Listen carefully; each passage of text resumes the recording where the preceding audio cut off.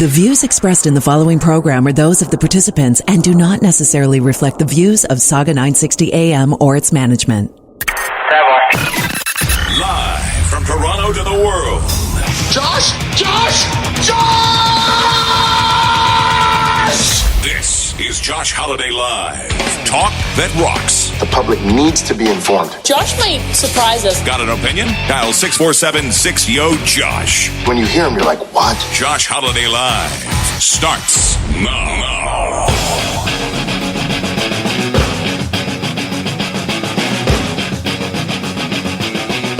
Yes. Show number 3. We made it to 3. You still can't call and say first time, long time. Not yet. But we do like it when you call 647-6YO-JOSH. 647-696-5674. Going to talk a little bit later about how Doug Ford is continuing to screw up the response to the pandemic and how he never seems to get it right. Always doing bad things. And we will take your calls on that.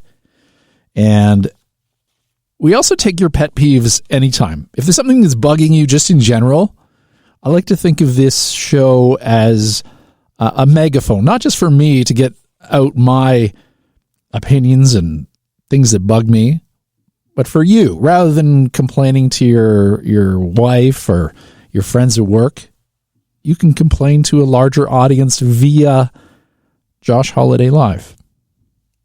A bit earlier today, I spoke with the head of the Ontario Medical Association, Adam Kassam.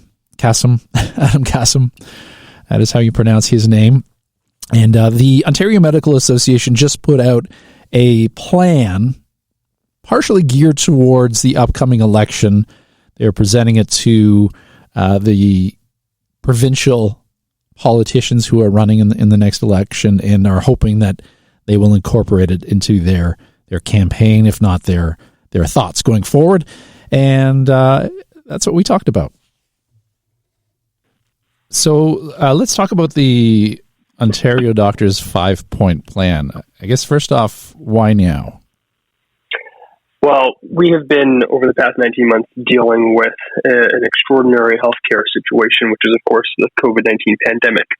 And as we start turning the corner, as we start seeing a focus now on recovery and rehabilitation, people need to, I think, have confidence in the future. And this is part of a strategy by the OMA in order to look forward and look aspirationally to the future.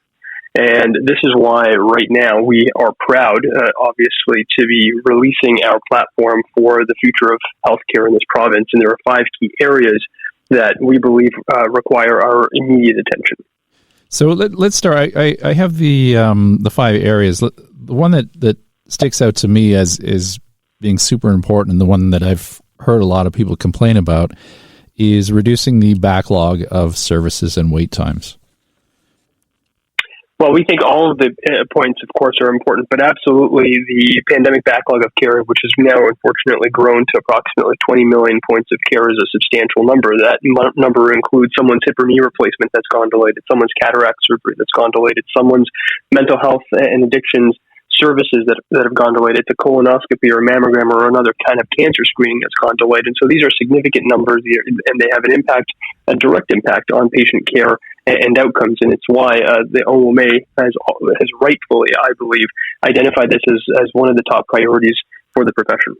Well, yeah, look, you have an infographic up on the site, and knee replacements average about 30 months wait time, cataracts 25 months, hips 19 months.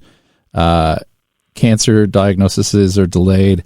And so it's not just, it is a quality of life thing. I know a lot of people, elderly people in particular, who are in discomfort and are just waiting for knee replacement or in my mother's case, she waited a long, long time for shoulder replacement. So while they wait, the quality of life is greatly reduced. But it's not just quality of life, but in some of these cases, life itself. If cancer goes undiagnosed or the bypass surgery is delayed, some of these may result in not just quality of life, but death. Well, as you're describing, there is a significant impact on patients. And I'm a physiatrist, and I deal with patients who've had musculoskeletal or neurological injury, or in many cases are waiting for an orthopedic surgery like a hip or knee replacement, for example. So I see these patients on a daily basis, and I can tell you that absolutely the morbidity, which is the quality of life and the impact on the quality of life that happens as a result of this backlog, can be tremendous. And so, which is why we have a number of recommendations that we believe, with regards to the backlog, should be adopted by all political parties as they start thinking about the future and beyond. And some of those include, for example, the ability to remote monitor patients either both pre and post surgically. There are also opportunities for load sharing and centralized referral lists to specialists, much like other jurisdictions around the world. And in fact, Alberta has a system in place where physicians can have a centralized referral program that can expedite care. We also know that there are certain procedures that can actually be now delivered safely and efficiently outside of sort of tertiary centers. And so there are a number of pillars that we believe should present a path forward, and we think that this is part of the solution for success. And the second of the five also, well, they're all very important, but the second one is expand mental health and addiction services in the community. And I think this in some ways ties in with the justice system as well, in terms of getting more mental health support and less people who aren't qualified interacting with people with mental health issues. Well, certainly there is a cross-functional approach that needs to take place. We know that mental health and addictions is one of the key issues that's gripping our society and our province. We know that 2020 was the worst year on record in terms of opioid deaths in this province. We actually were up in Sudbury earlier this week, launching our platform in the north, and we were in Sudbury and meeting with one of the mothers of a gentleman who unfortunately lost his life to an opioid overdose, and her name is Denise Sandel, and she started this memorial called Crosses for Change, and she started with one cross, which was for her son, and now that number is close to 215. And so just the sheer magnitude of how this has an impact on communities is substantial, and it's also why we're calling for increased support to address this. And the third point is improve and expand home care and other community care. Why that approach? Well, so we know right now that over the course of the past 19 months, we've seen the devastation that's happened in long-term care as a result of COVID-19. We also know that there are just simply not enough places in long-term care for folks who need it, and which means that we need a strategy on frailty. We need a strategy on allowing folks to age in place, usually better served at home if they can get the supports that they need. But right now we know that there just aren't that many of those types of supports. And so being able to create and shore up this system of care outside the four walls of a hospital is going to be extremely important. 70% of care that's delivered across the province every single day in this, in this province is actually outside the hospital, which means that we need to be able to think about the future. How do we get people to age in their own homes? How do we support them when they're engaged in that kind of aging process, and ultimately making sure that they're comfortable and supported, whether it's by family or other loved ones? Well, I think that's an important point is, in particular, seniors, a lot of them are very reluctant to leave the comfort of home, and it's understandable. You know, it's a very, very jarring experience going from, comforts of where you live, your neighborhood, the people around you, your friends, to go into a facility where you might not know anybody. Well, certainly, and I work in a rehabilitation facility, which is sort of the one step before we try and transition patients back home. And oftentimes we have patients who are either not sick enough to be in hospital, but are not quite ready enough to go home because, for example, they can't get up the stairs, or they don't have enough support, or they've fallen and broken a bone or a hip and had surgery, and so they're just trying to be fine-tuned. And unfortunately, we just don't have enough of these spots. And so it's a complexity of the amount of acute and subacute and rehabilitation beds that are needed, but also how do we strengthen the linkage between these care centers and the home and community environment in order to make sure that we can get patients back home. Another one of the 5 points is give every patient a team of healthcare providers and link them digitally. Can you explain that? Yeah, so this is the concept of the digital transformation that's happening practically in all sectors of society, which include healthcare. And what we are understanding more and more right now is that the digital infrastructure that's in place is just simply not good enough. And an example of this is if I work at a hospital, which I do, and I often will get patients from other institutions, other hospitals, other healthcare organizations, I'll often not have the entire patient record or up-to-date information about the patient, generally speaking. And so that obviously has an impact on how we proceed with care. So being able to link all of these different silos of healthcare is going to be very important, and it'll also allow care not to be duplicated. If, for example, an X-ray was done in another facility, but I don't have access to it, or I don't know that it was even ordered, it would be helpful to have that so that I don't repeat that if necessary. And so it's not only a duplication of efforts and cost and resource, but also making sure that the patient can get the care that they need at the time that they need it. I sometimes find it kind of funny in a way that some doctors and medical facilities are still utilizing a fax machine. Yeah, this has sort of been a ball and chain for the profession for quite some time. And again, this goes back to the digital infrastructure that's required for the future. And when we think about infrastructure of healthcare, this is it should be thought about as a public good, which means that it needs investment and support by a number of different stakeholders. And so this is sort of where we are seeking collaboration from all political parties in a nonpartisan way to develop a healthcare system and a transformation for the future that we all need and deserve. And the final of the 5 points, and one that I guess is very, very timely, is strengthen public health and pandemic preparedness. It's a lot of P's. Yes, exactly. And the other P that you're missing there is PPE, which is protective personal equipment. And this is sort of the crux of the matter, which is that about a year ago, I remember going into the hospital and being rationed masks. Masks, gloves, gowns. My colleagues were terrified to go into the workplace because they didn't know if it was safe enough. And so this is a G7 country, and we should have been ready for this one. We got to be ready for the next one. It includes a domestic and national stockpile of PPE that's updated and refreshed consistently. It also requires domestic vaccine capability and production ability. Right now, we're thinking about third doses in a number of different patient populations, and the National Advisory Committee on Immunization released sort of their guidance on third doses for other segments of the population. And so this is going to be a continuing and evergreen need, and it's something that we need to be prepared for. So let's talk just a little bit off the plan about what's currently happening with the pandemic response here in Ontario. Now, I've expressed disappointment with how the Premier has handled the pandemic. His responses generally seem to lag behind science and medical advice, and it often seems like not until there's a public outroar do the changes get made. But I find that the lack of vax mandates for healthcare workers is very, very surprising and much needed. I think I'm guessing the OMA supports healthcare vaccine mandates. Yeah.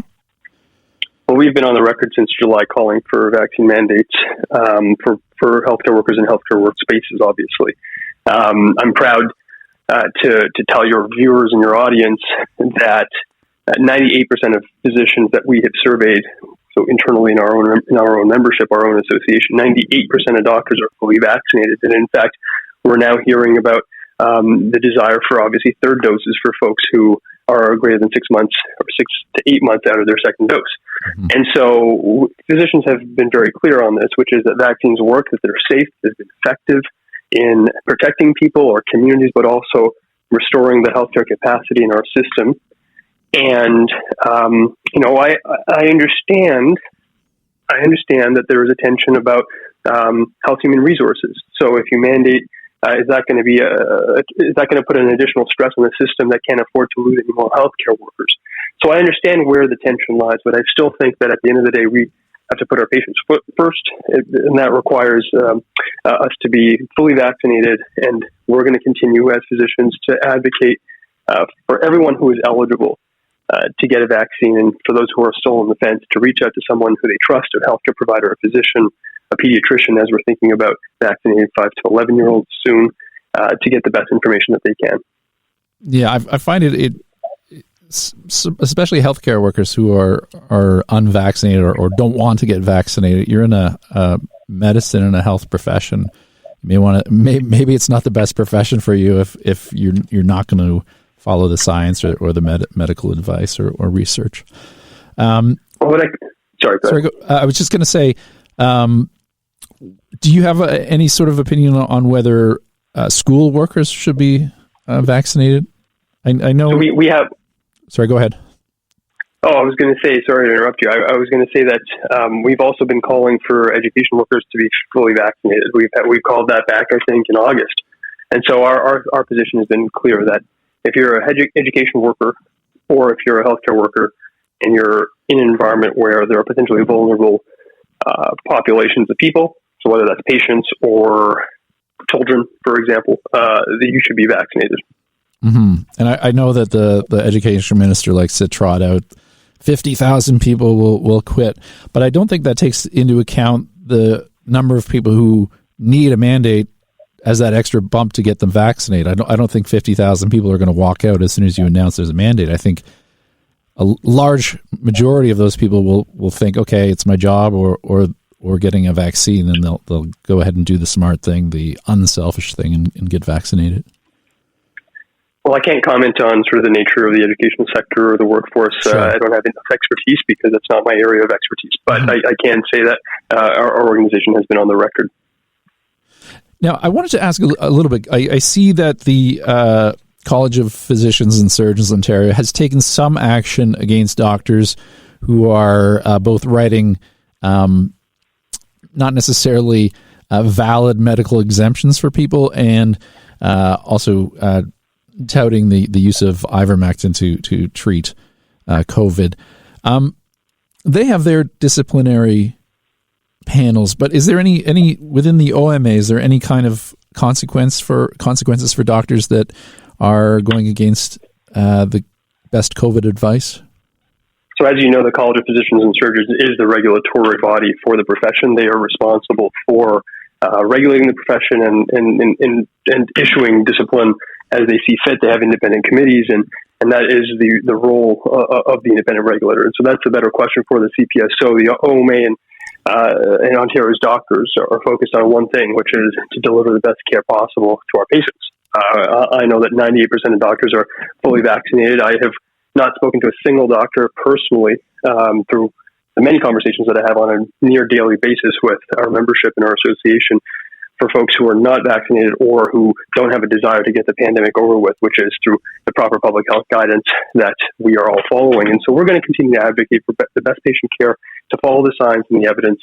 And as we start thinking about the pediatric populations and as we start thinking about a recovery and a rehabilitation, our focus is squarely on providing the best care possible. Have you heard back on the 5-point plan from any of the Ontario political parties?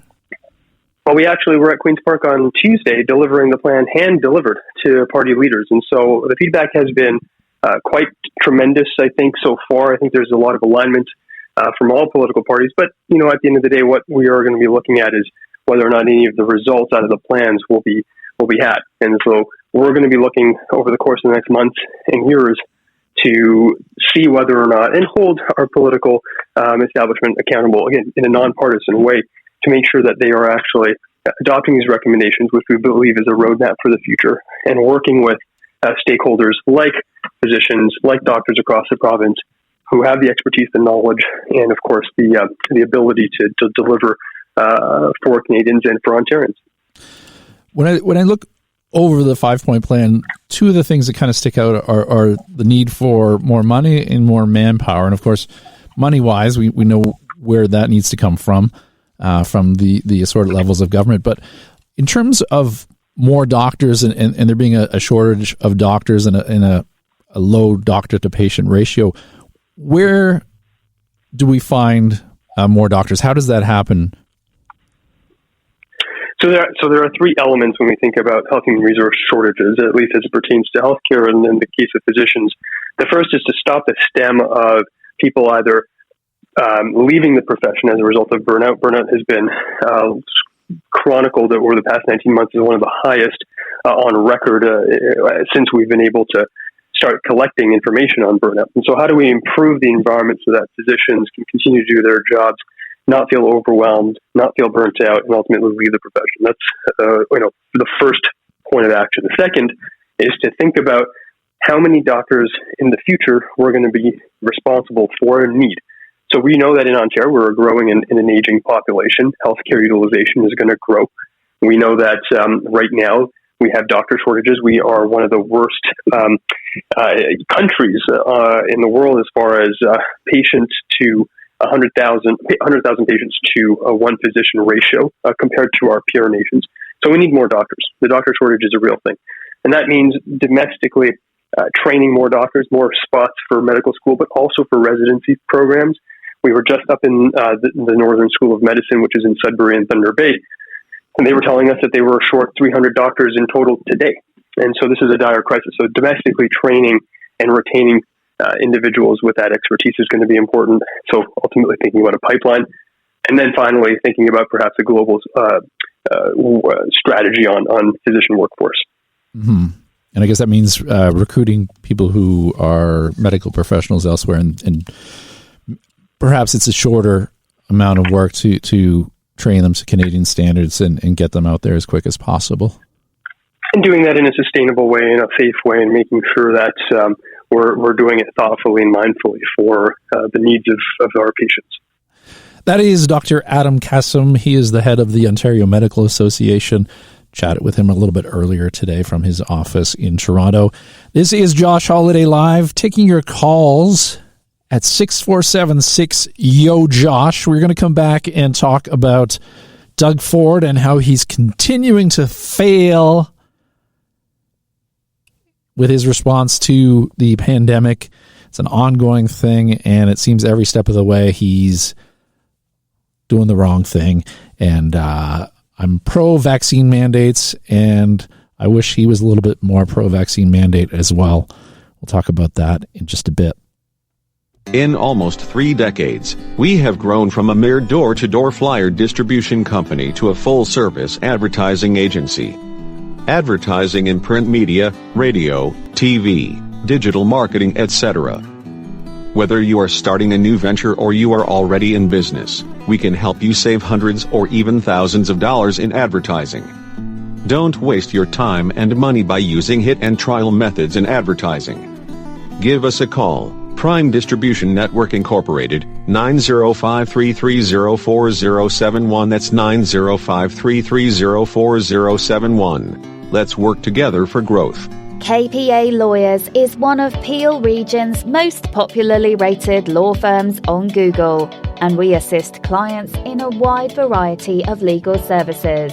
Whether you're looking for a real estate lawyer to close your housing transaction, or need a compassionate family lawyer who can help you get through a separation or divorce, KPA will have the right lawyer for you. KPA is not like some other law firms that just refer your case to another company. All of our legal services are performed in-house by our team of experienced and knowledgeable lawyers. Learn more and book an appointment online by visiting us at kpalawyers.ca. You can also call 905-965-6263 between 9 a.m. and 5 p.m. Monday to Friday. Once again, our website is kpalawyers.ca and our phone number is 905-965-6263. No radio? No problem. Stream us live on SAUGA960am.ca. You all know that thing you use to send text? Yeah! It also works for actual mouth talking. Get in on the conversation now. Punch 647-6YO-JOSH to be heard. Talk that rocks. Josh Holiday Live.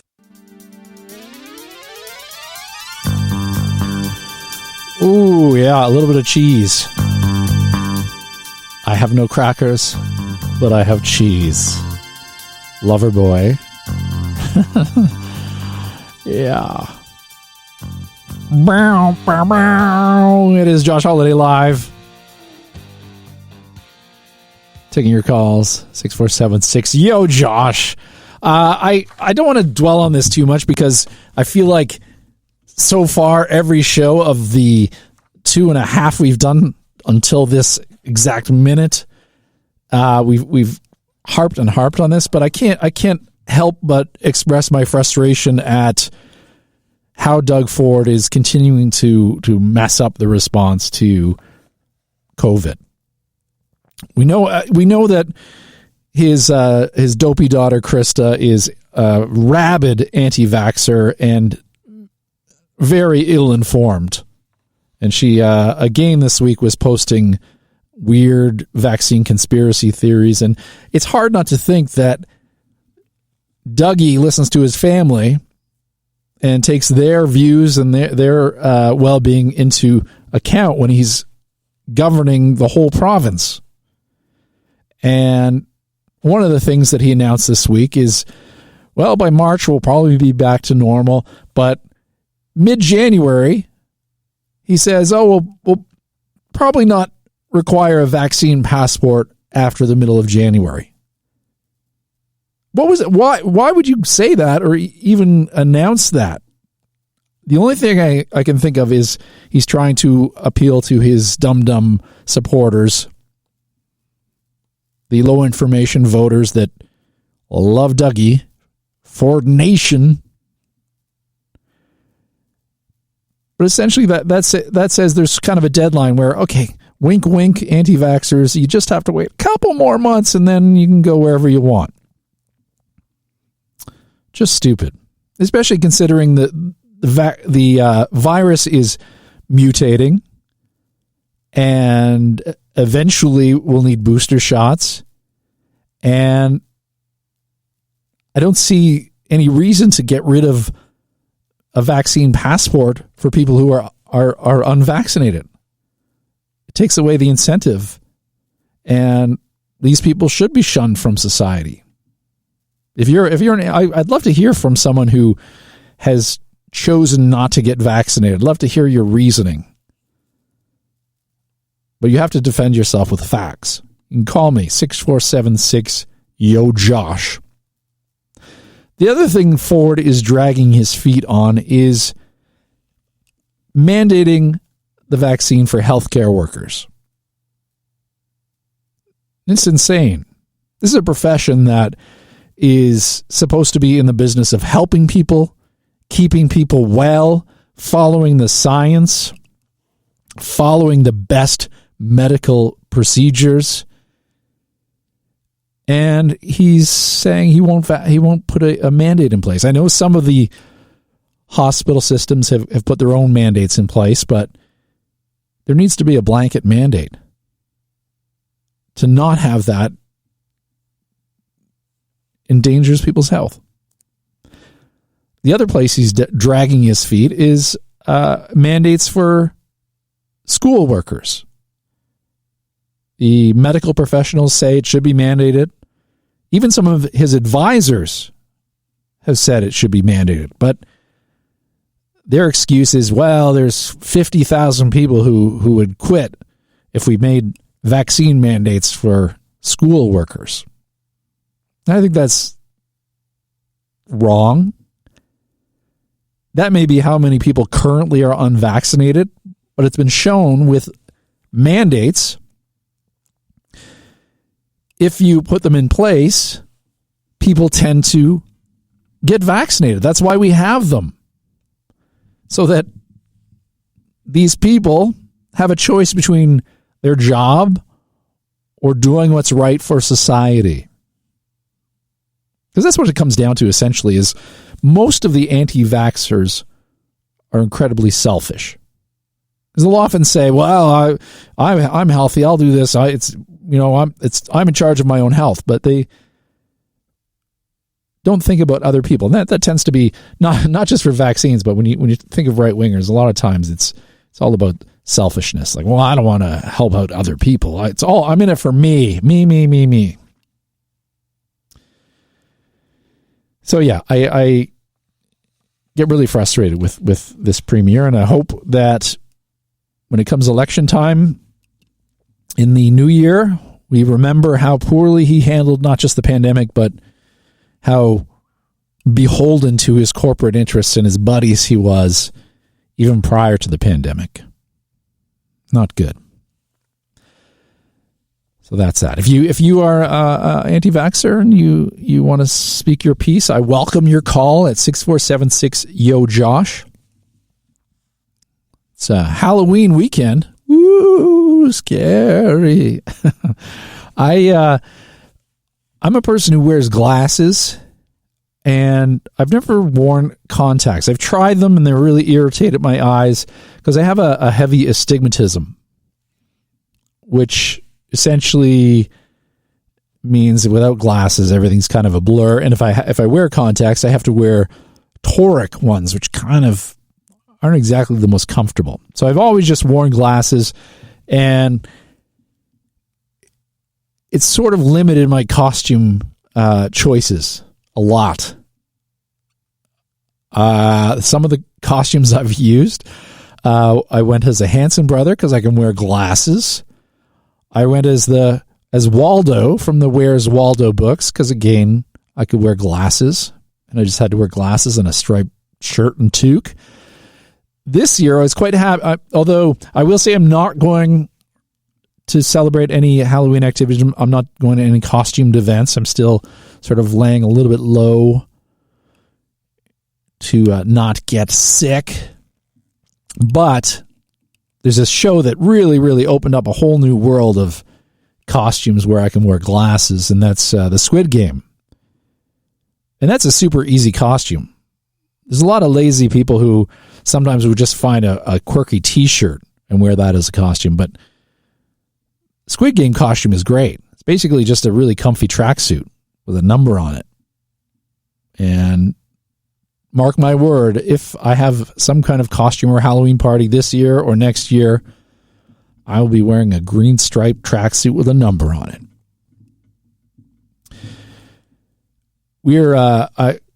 I live in a building that's a condo building, so we don't really get people at the door, but I will go to my mother's house, and they get a fair amount of kids. I'm really hoping this year that there's no rain. It feels like the last bunch of Halloweens, kids have had to put on raincoats and traipse around with raincoats over the costumes. This is not fun at all. So far, knock on wood, the forecast calls for not rain. Not necessarily sunny, but they're saying that probably won't be any rain, so that's a good thing. Speaking of my mother, I, for a long time, have been my mother's on-call 24-hour tech support. And I'm not like an expert when it comes to technology or fixing things. I have a certain amount of I naturally kind of can figure stuff out, but I have no real deep knowledge of technology. So whenever there's a problem with her television or her phone or her printer, I will help her out. But now there's a new element that's been added. I'm not just the tech support for my mother, but I am the tech support for my mother's friends. Sometimes I'll be at her house and she'll get her friend on the phone, and I'll have to get on the phone and offer my tech support. And earlier this week, one of her friends got a new phone and actually brought her friend over to the house, and I helped out with. I don't mind at all. It's just kind of fun. It's kind of funny that I've become a tech support guy in my spare time. I'm going to talk about your pet peeves and my pet peeves when we come back. As I said, we like to think of this show a little bit as a megaphone for your disgruntlement. I could talk about what annoys me for a long time, and I do that. But I like to offer the opportunity for you to share your pet peeves, your beefs, things that annoy you, and we can amplify them here on Josh Holiday Live. I'm going to come back and talk about people who litter. I know it sounds like old man yelling at clouds. Get off my lawn. But it really is disgusting, I guess this is the word for it. Just the lack of any kind of again, it comes down to selfishness and any lack of respect for other people in the world. Talk about that in a sec. I'm feeling the pinch of inflation. Everything is costing me more. I'm really getting worried about my wealth and a possible pullback in the stock markets. What should I do? Listen, have you thought about owning gold? When there's a real inflation threat, gold tends to soar. The last time inflation was a problem in the 1970s, gold rose over 2,000%. I had no idea. Maybe it's time for me to take action and update my wealth strategy. Where can I find out more? I just opened a TFSA at Delta Harbor with real physical gold. They're great, and they do all types of registered accounts. Just go to deltaharbor.com or call 1-888-335-8645. It's just that easy. Steelheads hockey is back in a big way. The team makes its long-awaited return to the ice for the home opener on Friday, October 22nd, when the Ottawa 67s visit the Paramount Fine Foods Center. And don't miss the opportunity to see the Steelheads take on their 403 rival, the Hamilton Bulldogs, on Sunday, October 24th. Tickets are on sale now. Visit MississaugaSteelheads.com or contact a Steelheads representative at 905-502-7788 to get your seats today. Welcome to Sports Interaction, Canada's odds maker. Dedicated to giving competitive odds on the teams and sports that matter to Canadians. American football season is here, and SIA has you covered. Get more ways to play on every sport online at Sports Interaction, including the best live in play. Canada plays at SIA. Get in the game at Sports Interaction, Canada's odds maker. Brought to you by Mohawk Online in Canada. Players must be 19 years or over. Play responsibly. Stream us live at SAUGA960am.ca. You got something bugging you? You need to vent? This is your unfiltered megaphone. Dial 647-6-YO-JOSH now to be heard. Talk that rocks. Josh Holiday Live. That is what we call the show, and you are listening to it right now. My music didn't play. There was a spot in there for Mississauga Steelheads talking about the home opener on October 22nd and the rivalry game on the 24th of October. Those dates are past, but the season continues. If you go to MississaugaSteelheads.com, you can get information on upcoming games, and it's a lot of fun to watch the up-and-comers, the future stars of the NHL. My mother was talking to me the other day, and she said that a lady was parked outside of her house, on the street outside of her house, and she was cleaning her car with paper towel and a spray bottle. She was cleaning out the inside of her car. And when she finished, she left, not by the sidewalk or by the gutter, but right in the middle of the road. She left all the paper towels and the spray bottle she was using to clean her car and drove on off. And I can never understand the mentality of that, of people who would just the other, someone else will pick up after me mentality. I've seen it too. I was sitting in a restaurant one time, sitting in the front window. Car pulls up, and I watch as the guy cleans his car, picking out all the garbage, and then he just puts it on the side of the road beside his car and drives off. Like I can't understand the mentality of that, and I think it comes down to selfishness and people who can only think of themselves. someone else will look after it. Same thing with people who randomly throw garbage on the ground or throw garbage out of their car. I was walking in downtown Toronto, and a guy in a Mercedes threw a Starbucks bag out of his passenger window. And I was crossing the street, and he was waiting to turn, so I went and I grabbed it, and I threw it right back in his window. And then I walked quickly away so that he couldn't do anything, but I felt good. Keep your trash in your car. And see, I don't understand. The other thing I don't understand is people who smoke in their car. If you've made that choice to smoke, then accept that we don't want your cigarettes on the ground, thrown out of your car, maybe starting a brush fire, maybe burning someone. If you want to smoke in your car, use your ashtray. That's all there is to it. Don't throw junk out your window. It's just a disrespect that's happening. Are you watching the Toronto Maple Leafs? I am watching them.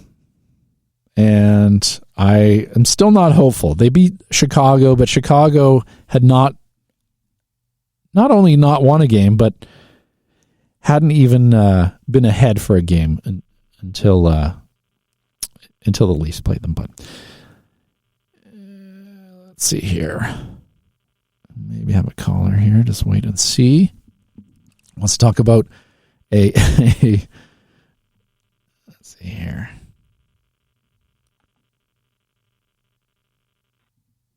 Richard? Richard. Hello? Hi, Richard. How are you? Hello. Good. How are you? I'm well, thanks. You want to talk about vaccines? What's your thought? Oh, so I am currently singly vaccinated, and I've looked at some data provided by the CBC through Alberta Health and other domestic health organizations. And it looks to me like the risk-benefit profile favors one dose over two for my specific age category and fitness level category. And the vaccine mandates are requiring 2 doses. And it's not about being selfish. It's a fact, actually, that by double vaccinating young men this year, particularly young men age 18 to 24, that led to more hospitalizations in that group than would have otherwise occurred if they remained singly vaccinated. I'm also in a similar category for whom that sort of applies. And it's not about being selfish. I think it would be selfish for me to get a second vaccine dose at this time because I'm more likely to go to the hospital if I get that dose than if I don't. I'm specifically looking at the rates of myocarditis that occurs in young men. It has happened in very isolated cases, but compared to the effects of COVID on the heart, you're much, much, much, much more likely to suffer from heart issues by getting or not getting the vaccine. If you get the vaccine, your chances of not getting heart issues is much, much higher. And I'm not sure where that information is because it's certainly not what the majority of medical professionals are suggesting in terms of getting the vaccine. I've heard nowhere people saying or recommending that you shouldn't get the you shouldn't get the second vaccine because of heart risk. I really take issue with that, and I think if you look at the broader research and the broader recommendations of the medical community, you will see that. And I think that's often the issue with doing, quote, your own research is handpicking sort of small sample studies. Well, they said a little bit of this, they said a little bit of that. I don't buy it. I haven't seen any medical advice saying, well, just get the single one if you're in that age group. there have been myocardia side effects, and it's very, very rare, and certainly the people administering the vaccines are aware of it, and it can be treated, but not getting fully vaccinated is more dangerous than getting vaccinated. That's how that works. That's how vaccines work.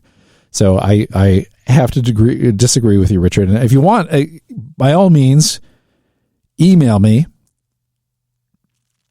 My link is on SAUGA960am.ca, and email me the research, and I'll take a look at it. And if I'm wrong, I'll mention it next week. But I'm kind of in a situation here where I can't go digging through the computer or look at your alternative research while we're chatting. But from everything I've heard and everything I've read, there's been no groundswell of experts saying, well, if you're in that age group, you're better off just not getting a second dose or getting vaccinated. So please email me. I'm not trying to cut off the conversation or say that you're an idiot. You just maybe don't have the full amount of facts, and I'm willing to listen and send along that information. You can email me, and I'll take a look at it, and we'll talk about it next week. The Toronto Maple Leafs, I was chatting about a bit before, and I don't know what's wrong with this team. I'm of the opinion that they should have not got rid of, but broken up the core four, as they call them, after the playoffs. They've had enough chances to kind of get it done, and they're a soft team, and I think they need to break up the core four. And that I still almost feel that way because they've got off the same start. They've kind of carried on what they had going on during the playoffs last year. I was in the camp of trade Marner. Nylander's contract is a bargain. Marner's a skilled guy, but I think he needs to be out of Toronto. I think there's too much pressure for him. His parents are too much of an influence on him. And we could get two good players for the price of one underperforming playoff player. But we will see. The Leafs finally got another win against Chicago, though Chicago was, as we speak, a terrible team. So we can't really hang our hat on that.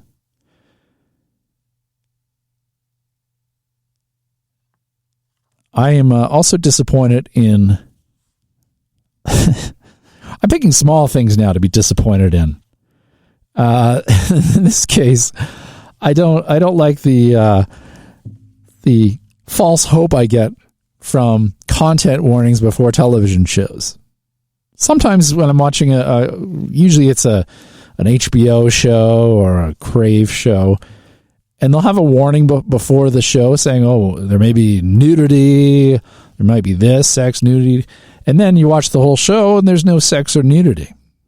It's just don't say it at the beginning. It's fine if it's not there, but if you're saying it might be there, then I'm looking for it. I want it. I want to see it. I want it to happen.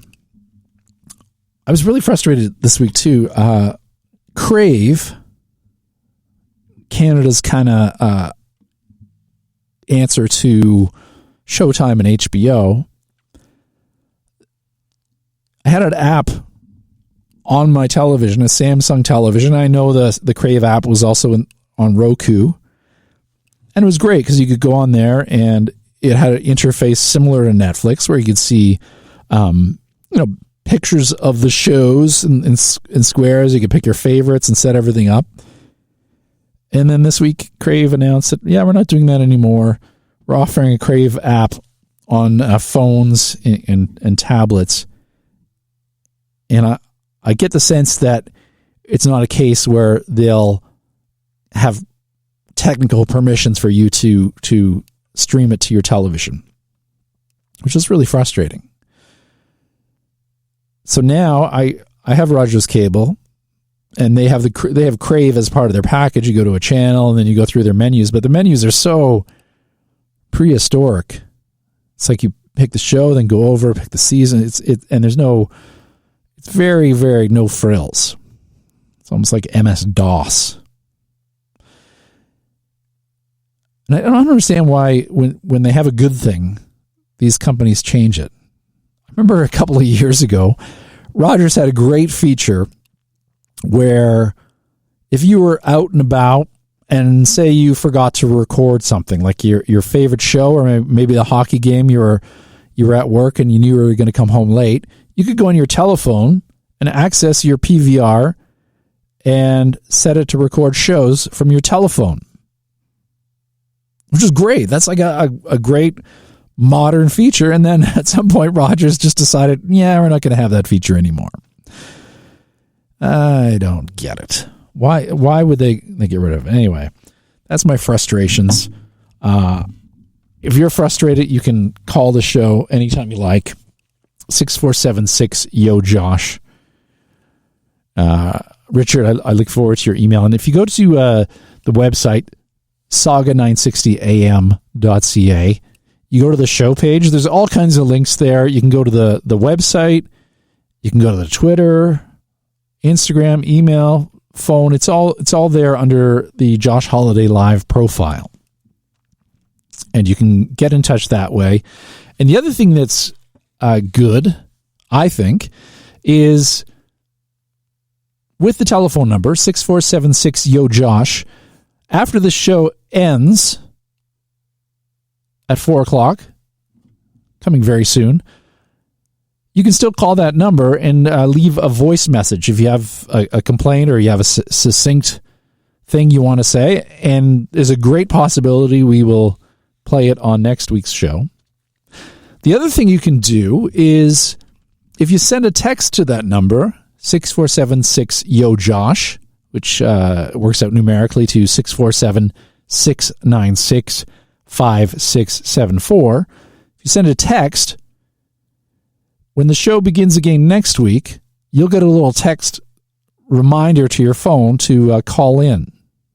So if you heard something this week you want to talk about next week, and you want to know when the show goes back live on air, you can text that number, 647-6-YO-JOSH. And you'll get a text when we go live next Friday. Now, if you're listening to this on a Saturday, I know we replay Saturday at 6. Hello, listener, on Saturday. We're not live right now, but as I said, if you hear something on the show you want to talk about, you can still call that number and be a part of the conversation. Well, that's about it for this edition, show number 3. You can go to joshholidaylive.com if you want to get previous episodes. It's also available on all your favorite podcasters. Josh Holiday Live is the name of the show, and you'll search and you'll find it. Have yourself a great week. Turn on the lights, open the shades. The show's over, but the conversation continues. On Twitter at Josh Holiday, on the web at joshholidaylive.com, and hear missed episodes on your favorite podcatcher. Talk that rocks. Josh Holiday Live.